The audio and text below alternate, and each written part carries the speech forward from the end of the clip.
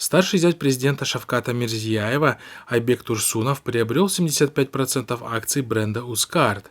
Об этом пишет радио «Азадлик» со ссылкой на единый государственный регистр предприятий и организаций. Согласно открытой базе данных в ООО «Единый общереспубликанский процессинговый центр» ЕОПЦ бренд «Ускарт» произошла смена учредителя.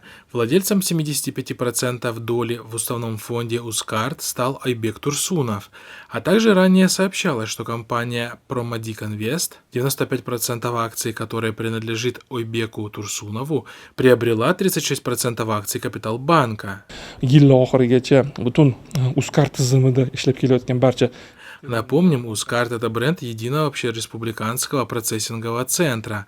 На сегодняшний день межбанковская платежная система «Ускарт» объединяет Ассоциацию банков Узбекистана, Центральный банк, Единый общереспубликанский процессинговый центр ЕОПЦ, 30 банков Республики Узбекистан и 40 платежных агрегаторов.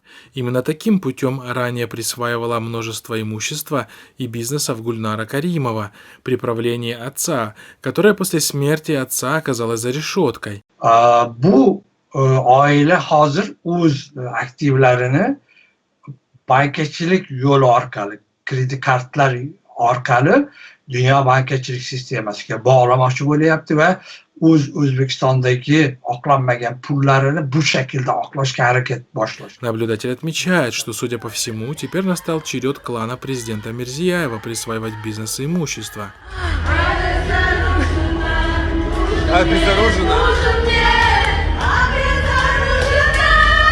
Причем не исключается, что это продлится ровно до тех пор, пока Мирзияев будет оставаться у власти, после чего уже по традиции близких Мирзияева, вероятно, обвинят в коррупции и незаконном присвоении средств со всеми вытекающими последствиями. Chunki oldingi metodlar bilan nakit pullarni chet elga olib chiqish, offshorlar orqali pullarni oqlash Karimov davrida fosh qilindi va keyinchalik hozirgacha fosh qilinib kelyapti.